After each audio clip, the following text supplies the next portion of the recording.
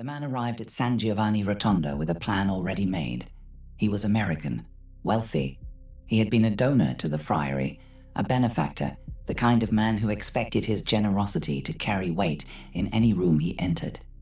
He had traveled a long distance to seek Padre Pio's blessing for something he had already decided to do: leave his wife, pursue a younger woman, begin again.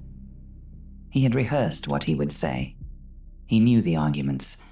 He was not a man who expected to be told no. He never had the opportunity to say any of it. Before he could speak, before he had approached Padre Pio, before he had offered his name or his money or his prepared explanation, Padre Pio looked at him across the room and said 4 words: "Go away. I do not know you." Then, immediately, and with the precision of a surgeon removing something malignant, "You sent for the lawyer. Go away, both of you." The man had not mentioned a lawyer. He had not mentioned a wife. He had not said anything at all. Padre Pio had looked at him and read the interior condition of his soul the way another man might read a face that has been weeping. There was no ambiguity about what he saw, and there was no diplomacy in how he responded. He refused all contact with the man until genuine repentance. The account is documented by Alberto D'Apolito in Padre Pio. Memories, Experiences, Testimonials, published by the Friary of San Giovanni Rotondo in 2013. The man is identified as Mr. O.N., a wealthy American. D'Apolito records the confrontation and its resolution. Mr. O.N. eventually did return, not with the plan, but with a will to reconcile. He went back to his wife, and only then, after the return was real and the resolution was genuine, did Padre Pio receive him. Only then was absolution offered. Now hold that story, because I need to tell you the precise reason Padre Pio chose those 4 words. My name is Raymond. I spent 35 years teaching Catholic theology at a high school in Covington, Kentucky. I studied at the Athenaeum of Ohio Seminary. I taught the sacraments, the moral theology of the Church, the entire Catholic framework, to hundreds of young people across 3 decades. And for most of that time, when I discussed marriage and the possibility of its dissolution, I treated the question as primarily pastoral, a question of mercy, of compassion for people in difficult situations. Then I started reading what Padre Pio actually said, the specific documented interventions, the pastoral account from D'Apolito, the testimony of the widow that Dorothy Gordios recorded in Prophet of the People, the framework that Father Chad Ripperger built from 20 years of exorcism work and systematic theology. And I realized that Padre Pio's 4 words to Mr. O.N. were not harsh language. They were not pastoral impatience. They were a prophetic act of the most merciful kind imaginable. He was showing the man his own eternity, before he had lived it. "Stay with me here. This is where it matters. Go away. I do not know you." Those are not Padre Pio's words. They are Christ's words. Matthew 25, verse 12. The parable of the 10 virgins. 5 of them came to the wedding feast unprepared. The doors were shut. They cried out, "Lord, Lord, open to us." And the response was this: "Truly I say to you, I do not know you." That is what Padre Pio said to Mr. O.N. Not an insult, not anger, a reflection. He was holding up a mirror and showing this man the precise words he would hear at the particular judgment if he continued on the path he had already begun walking. While the man could still turn back, while there was still time to choose differently. That is what the gift of reading souls meant when Padre Pio held it over a situation like this. Not foresight in the ordinary sense. A spiritual diagnosis so precise that he could look at a man's interior condition in the present moment and show him exactly what that condition produced in eternity. And what he saw in Mr. O.N. was a man who had already entered in spiritual reality, the condition in which God did not recognize him. I need to explain what I mean by that, because it is the center of everything I want to cover tonight. There is a theology that governs what happens in a sacramental marriage that most Catholics have never been given with precision. Not moral advice, not sentiment. Ontology. What is actually real when a man and woman marry in the Church? What is done on that day, and what cannot be undone because of what it was? The Catechism of the Catholic Church addresses this directly in paragraph 1640. The marriage bond has been established by God Himself in such a way that a marriage concluded and consummated between baptized persons can never be dissolved. Notice the construction of that sentence. Not, should not be dissolved. Not, the Church does not approve of dissolving it. Can never be dissolved. The bond's permanence is not a policy. It is not a law that can be changed by sufficient authority or revised in light of pastoral concern.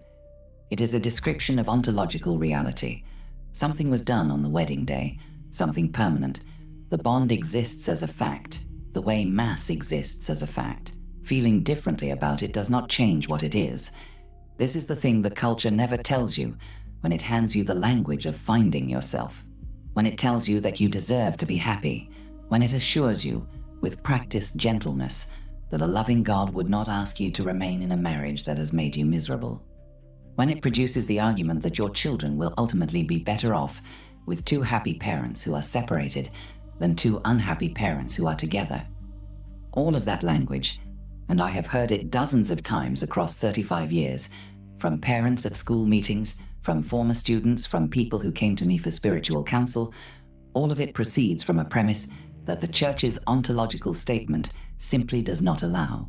The premise is that the marriage is at its foundation a feeling, a consent to remain in relationship as long as the relationship continues to generate the experience of love. And when that experience is no longer present, the moral grounds for the marriage are dissolved. But the Church is saying something different. It is saying that something was done, a covenant was made, and that covenant did not bind you to the feeling of love. It bound you to the person.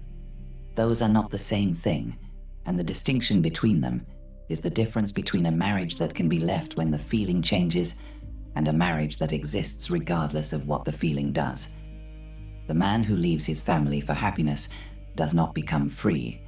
He enters a condition. Let me tell you about the second documented case I want to lay before you tonight. A widow came to Padre Pio after her husband had died of cancer. He had left the family years before his death for a mistress, for the life he had decided he deserved. He was not an unbeliever. He was a Catholic man who had made a calculation that most people listening to this have heard described as reasonable. He planned to get right with God eventually. He understood the Church's teaching. He did not dismiss it. He simply postponed it. He received last rites on his deathbed. He received the sacrament. He died with a priest present and the Church's rites administered. The widow came to Padre Pio for consolation. He offered none. Dorothy Gardios documents the account in Prophet of the People, published by Alba House in 2018. Padre Pio told the widow what the man's soul faced. He was not vague about it.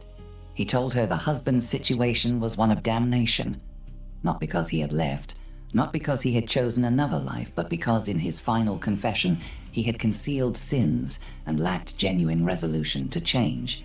Padre Pio's reported framing was precise. The man always wanted to have a share of the good things in life, and then have time to be converted to God. Have time. That phrase should stop you cold, because it describes a strategy that is widespread. Not a strategy of malice, a strategy of delay. The man was not planning to remain unrepentant. He was planning to repent later, when the good things had been sufficiently enjoyed, when the account was settled to his satisfaction, and he was ready to settle the other one. He ran out of later.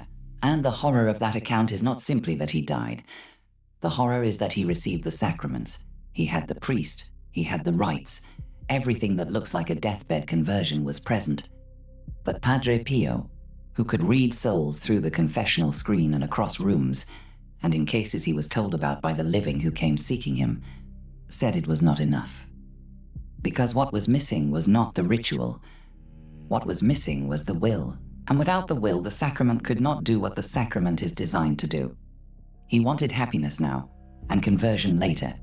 He ran out of later. This is the case that haunts me most from my years of teaching, because it addresses something I watched in students, and in parents, and in my own parish community across 3.5 decades. The assumption that the spiritual accounting can always be deferred, that there is always time, that God's mercy is, at its core, a guarantee that the delay will not matter. God's mercy is real. It is also not a guarantee of tomorrow. and Padre Pio, who sat across from people dying in ways they had not anticipated, knew something about the relationship between the will and time that most comfortable people never encounter until the accounting arrives without warning. Now I need to give you the dimension of this that no one discusses, the one that makes the leaving more than a personal moral failure, the one that makes it a structural event with consequences that extend beyond the person who leaves. Dr. Chad Ripperger, in his work on deliverance ministry, in the lecture series recorded through Sensus Traditionis, in his book Deliverance Prayers for the Laity, published in 2018, teaches a framework for what sacramental marriage actually creates in spiritual reality. A sacramental covenant is not merely a social or legal structure. It creates what Ripperger calls a spiritual jurisdiction, a structure of lawful authority and protective covering. Both spouses, joined in a sacramental bond, exist within a covenantal structure that carries specific protections and specific spiritual responsibilities.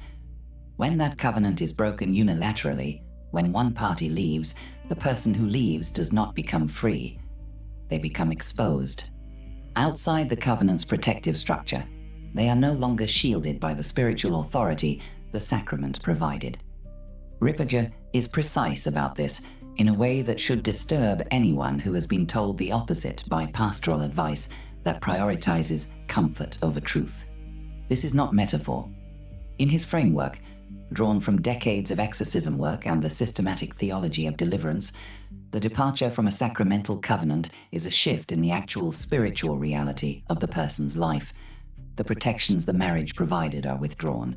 The exposures that the covenant was designed to cover become active, and the person feels free. They feel lighter. The heaviness of the difficult marriage lifts. There is genuinely a sense of relief and expansion, of possibility restored. Ripperger does not deny that this experience is real. He identifies precisely where it comes from. His framework on how the demonic operates in marriages under strain describes the progression with a clarity I have found disturbing and invaluable in equal measure. He says, in marriage, demons' first attack is to separate people psychologically first, before they're ever going to get them to divorce. This means, long before the decision to leave is consciously formed, the demonic campaign has been running. The genuine misery of the marriage, the distance, the resentment, the exhaustion, the sense that something between two people has permanently calcified, has been, in part, cultivated, not invented from nothing. The real problems of the marriage are real, but they have been amplified. The genuine goods of the marriage, the companionship, the history, the depth that only comes from years of shared difficulty and survival, have been systematically obscured. The happiness the person is pursuing when they leave is real and partially manufactured. The person who finally walks out is not experiencing a clear perception of their situation. They are experiencing the end result of a campaign whose goal was precisely that departure, and they feel certain it was their own idea. I'll be honest, I was not sure how to teach this material when I first encountered it, because it sits in uncomfortable territory between two pastoral instincts that are both legitimate: the instinct toward compassion for people in genuine suffering, and the instinct toward precision about what is actually happening in a situation we have, as a church, sometimes described with a therapeutic language that leaves the deeper reality unnamed. But the deeper reality is what Padre Pio saw, and he did not see it as an occasion for vagueness. There is one more element of Ripperger's framework I need to give you, because it is the one that most directly addresses what happens to the people who did not choose to leave, the spouse who was left, the children. The children inherit the exposure. The legal rights that demonic forces acquire through a broken covenant are not limited to the person who broke it. In Ripperger's framework, the children of covenant breaking carry the spiritual exposure of the breaking, not as their fault, not as their sin, but as a structural consequence of the jurisdictional wound inflicted on the family by the departure. This is why abandonment patterns repeat generationally, not because of sociological transmission alone, because of spiritual transmission. The exposure opened in one generation does not automatically close in the next. It remains open until it is specifically addressed. The man who tells himself his children will be fine, who has watched enough children of divorce grow into functional adults that the reassurance feels credible, is not accounting for this dimension. His children may be functionally fine by every external measure, and they may be spiritually carrying a wound that is entirely invisible to the diagnostics a secular culture uses to assess how children are doing. The Catechism of the Catholic Church addresses the children directly in paragraph 2385. Divorce introduces disorder into the family and into society, bringing grave harm to the deserted spouse and to children traumatized by the separation of their parents. The word it uses for what the children experience is not difficulty, not challenge, trauma.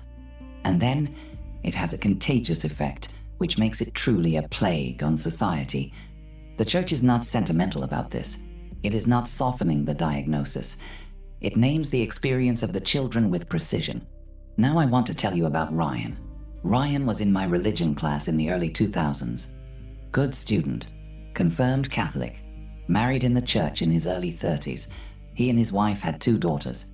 He came back to me 3 years after he had left them. He arrived at the parish one afternoon unannounced. I had not seen him in years.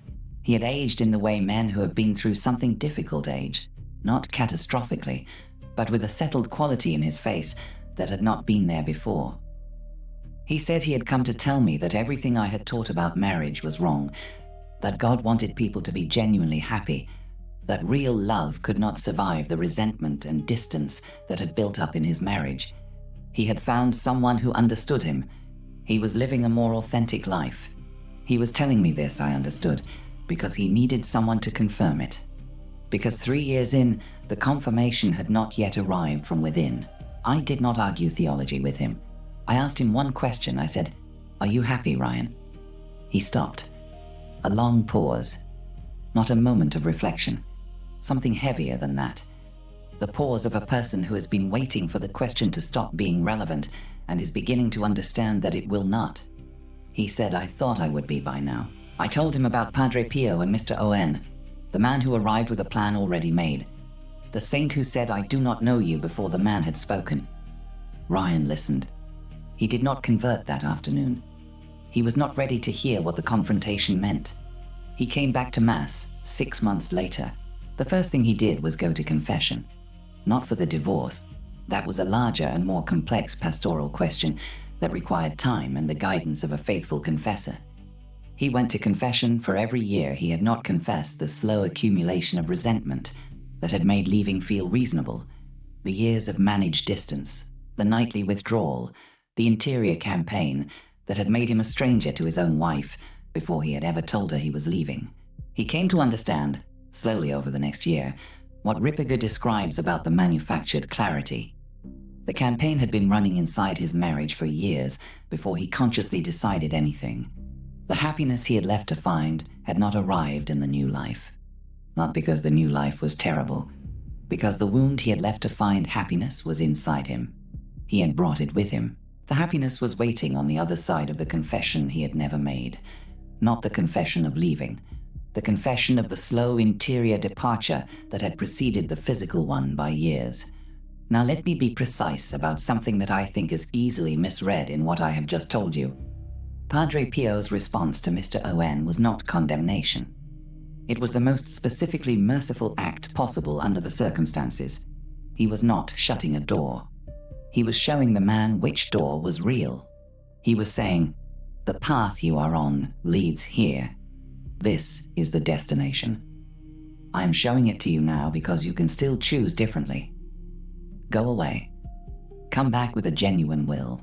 And when Mr. Owen came back, when he reconciled with his wife, when the will was real and the return was concrete, Padre Pio received him. The blessing was given. The absolution was given. The story of Mr. Owen does not end in condemnation.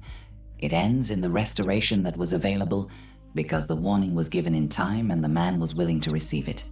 Padre Pio was known for refusing absolution in cases where he could see the penitent's will was not actually engaged, not as cruelty, as precision. He refused because a partial closure is no closure at all. He refused because absolution, given over a condition the penitent intends to maintain, is not the mercy it pretends to be. It is a sacrament administered over an unchanged interior reality, and it leaves the soul in worse condition than it found it. What Mr. O.N. received, when he finally received it, was real. The door that Padre Pio had refused to open while the man was in the condition of spiritual unreality opened fully when the reality was genuine. The path back exists. This is not a video about condemnation. It has never been. But the path back requires something that the culture never asks of anyone. It requires the will to look honestly at what was chosen and at what that choice actually was. Not the therapeutic narrative of self-discovery and deserved happiness, but the spiritual reality that Padre Pio could see from across a room and that Ripperger has documented with systematic precision. I want to close with 2 tracks of practical action, because this video is not for one kind of person, it is for 2. The first track is for the person who is staying, the covenant keeper, the spouse who is fighting to hold something together that the culture and sometimes the church's own pastoral accommodation have told them they have every right to abandon. Padre Pio's counsel to spouses in difficult marriages was consistent. Pray for the spouse, not merely about the marriage. The distinction matters. Prayer about the marriage keeps the marriage as the object, its improvement, its survival, its restoration to what it once was. Prayer for the spouse makes the person the object, their soul, their salvation, their return to God. I want to give you what I call the prayer of the covenant keeper. 5 steps. Step 1. Name the specific breaking point, the moment you most wanted to leave. Write it on paper, not the general history of the difficulty, the specific moment when leaving felt most reasonable. Write that. Step 2. Place the paper beneath a crucifix or an image of Our Lady, not ceremonially, as an act of placement. I am putting this here rather than carrying it. Step 3. Pray aloud these words. Lord, I renew the covenant I made on my wedding day. I could not keep it on my own strength. I am not keeping it on my own strength. I offer this day of the marriage, its weight and its grace, as a sacrifice united to yours on the cross. Step 4. At your next confession, ask your confessor to give you a specific blessing for perseverance in the sacramental covenant, not absolution for a sin, a blessing for a sustained act of faithfulness. Name what you are carrying. Ask him to pray it over you specifically. Step 5. Begin a novena to Saint Monica. 9 consecutive days. 1 Hail Mary, 1 Our Father, 1 specific petition for the spouse's return. Not return to you specifically, though you may pray for that too. Return to God, because the soul is what Padre Pio would have prayed for first. The second track is for the person who has already left, or who is standing in the moment of departure and has not yet stepped through the door. Padre Pio sent Mr. O.N. away so the man could return with a real will. He did not send him away permanently. He sent him away so that when he came back, the return would mean something. So that the blessing given over a genuine will would be a real thing and not a ceremony administered over a lie. The path back exists. It requires honesty with a faithful confessor, not a confessor who will tell you what you want to hear, but one who will tell you what Padre Pio would have told you. The full history, the current state, the interior reality that led to the departure, not just the departure itself. Do not receive communion until you have had that conversation. This is not punishment. This is paragraph 2386 of the Catechism, the protection of the sacrament and of the soul that receives it. Pray the act of contrition daily, not sacramentally. You cannot make a sacramental confession over the phone or in private, but as a prayer of orientation. Oh my God, I am heartily sorry for having offended thee. Keep the door of contrition open even while the situation is not yet resolved.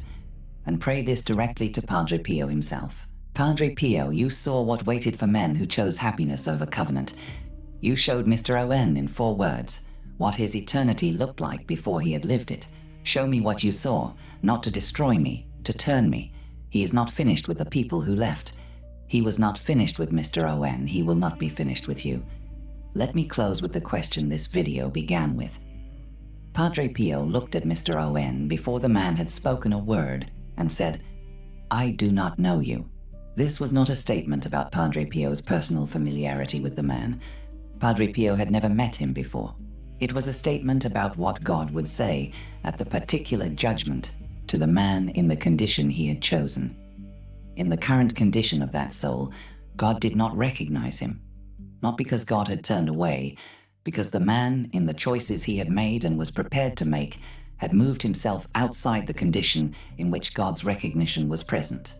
That is the terrifying mercy of what Padre Pio said. He was not punishing the man. He was showing him the present spiritual reality. He was performing the particular judgment in compassion, while the man could still receive the result as information rather than as sentence.